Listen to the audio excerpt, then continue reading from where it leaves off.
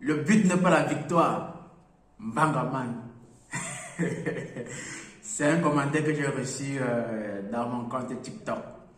Il me dit, le but n'est pas la victoire. Si ce n'est pas la victoire, on joue alors pourquoi?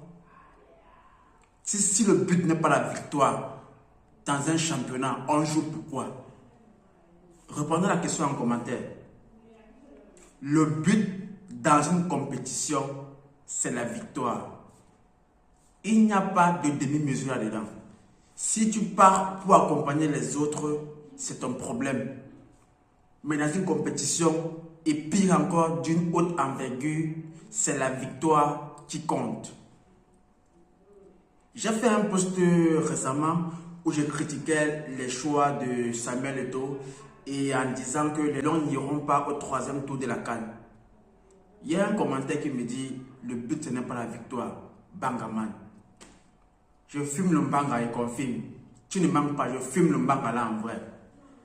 Mais je vais vous dire une chose. Quand on organise une compétition, il y a ce qu'on appelle l'investissement. Ça peut être matériel et humain. C'est ça qu'on appelle l'investissement. Alors, lorsqu'on fait un investissement, dans les deux cas, on se prépare à ce qu'il y ait un retour sur investissement. Sinon, ça ne sert à rien. Alors, une CAN comme celle qui se joue au Maroc, quelqu'un me dit, le but ce n'est pas la victoire. Je lui ai répondu que tu es dans le camp des perdants. Parce que moi, je lui ai dit que tu es un perdant d'office.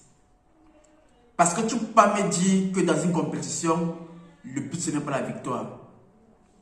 Pour avoir les autres buts, selon ton entente, c'est qu'il faut d'abord viser la victoire.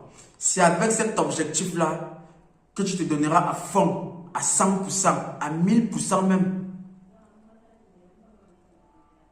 Et si par hasard, tu ne réussis pas à atteindre le but final qui est la victoire ultime ou principale, au moins tu aurais gagné des mini-victoires.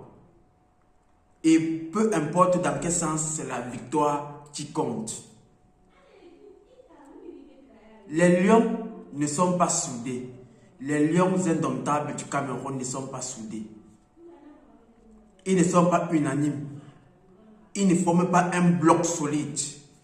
Il n'y a pas de base dans leur jeu. Il n'y a pas de fondement. Il n'y a pas de progression de performance. Il n'y a rien de tout ça. Il n'y a que des scandales. Il n'y a que des rejets.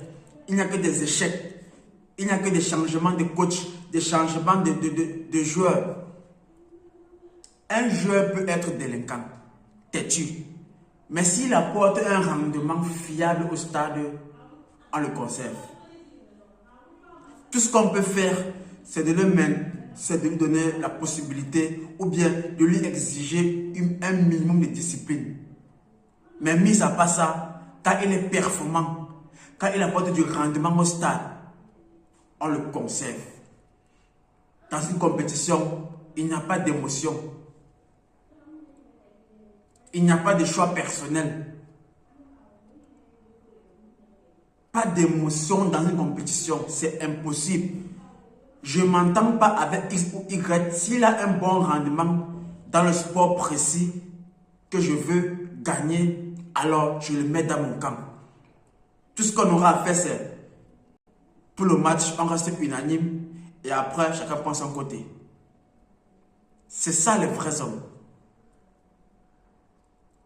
Quand on me dit le capitaine allait être Brian Momo ou bien c'est Brian Momo, moi je ris. Brian Momo, il a quoi? Quelle compétence? Quel potentiel? Quelle expérience? Quelle rage? Quelle ardeur? Quelle détermination? C'est pas parce qu'il a signé à United qu'on va dire que non, il mérite le brassard, quoi que ce soit. Mais non. Celui qui porte le brassard dans une équipe, c'est la vedette de l'équipe. Ça veut dire qu'il porte toute l'équipe à lui seul. Il est responsable de tous les choix de chaque joueur. Il est responsable de tout. Il porte la majeure charge. Ça veut dire que, hormis son talent, hormis son potentiel au stade, il a un rendement que les autres ne peuvent pas apporter. Ou bien peuvent apporter moins que lui. C'est ça le rôle des capitaines, c'est le porteur de l'équipe. C'est lui qui parle au nom de tout le monde dans l'équipe. On peut prendre Abraham Momo, on dit qu'il est capitaine des Lions. C'est déjà encore un échec total. C'est déjà encore un échec total. Moi, je vous le dis. Une compétition comme la CAN, tu pars jouer. Ton but, ce n'est pas de gagner, de remporter la CAN. Ah, wow. Mon frère, tu te dis la vérité, père. Il faut encore revoir tes principes parce que là, c'est un problème. Tous ceux qui partent participer à la CAN, objectif principal, remporter le tournoi. Rentrer avec le trophée chez soi. C'est l'objectif principal là-bas. Le reste passe après. Pour pouvoir avoir un objectif comme celui-là réalisable, il faut une préparation sûre à la base. Il faut une évolution progressive. Comment on peut jouer contre le 10e du classement d'une équipe, d'un pays, et on a même du mal à gagner? On ne gagne pas chance. Mais comment on dit que la chance n'existe pas? À un moment donné, non, la chance existe. On ne gagne pas chance, cette équipe-là. Et on ose dire qu'on est prêt à aller compétir à la CAN. Vous souillez les 5 étoiles là, je vous assure. L'équipe du Cameroun de football, c'est la merde totale. Vous allez rentrer au premier tour. Moi, je vous dis ça.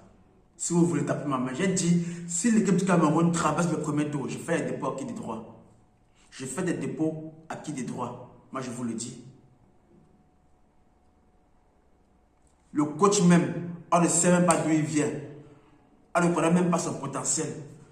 Il n'a pas de base de victoire, de progression qui montre que bon, ça c'est un coach qui prompte les victoires dans l'avenir. On a seulement pour le Tinda, on a pas cherché de déposer là-bas. Pour le malmener comme on veut. Tout ça, ça commence au niveau de la tête. La tête, c'est qui? Le président de la République du Cameroun. C'est lui qui est le champion du désordre. C'est lui qui est le champion du désordre. Et quand le père est désordonné, c'est normal que les enfants aussi viennent également être désordonnés. Et s'il y a un enfant qui s'efforce un peu à être ordonné, les autres enfants, et le père y compris, lui mettent les bâtons dans les roues. Au départ, quand Samuel te prenait le poste de la présidence de la FECAFOOT, il était sérieux. Je voyais personnellement son engouement. Je voyais sa vision. Je comprenais. J'ai même encouragé quelqu'un qui partait prendre ce poste-là. Il a pris le poste. Il a fait ce qu'il a fait. Ok, première chance, on peut comprendre. Mais maintenant, ça renvoie à quoi? Et ton fils maintenant là, elle est là que pour manger. Il est là pour se rassurer que l'équipe n'évolue pas. Comment on peut expliquer que depuis qu'il a raccroché sa carrière de footballeur, il n'y a même pas un joueur qui approche un peu de son palmarès? Et j'ai fait un constat au Cameroun. Au Cameroun, on a un problème de transmission. On ne sait pas transmettre. Celui qui vient avec un talent inné, il brille avec, il dort avec et il meurt avec. Les leaders politiques ne savent pas transmettre. Les grands joueurs de football n'ont pas su transmettre, ne savent même pas transmettre. Dans la musique, les Richard Bona, comment il s'appelle encore celui-là, celui qui joue avec la flûte là, Manu Dibango, il n'a pas transmis. Pour ne citer que ceux-là.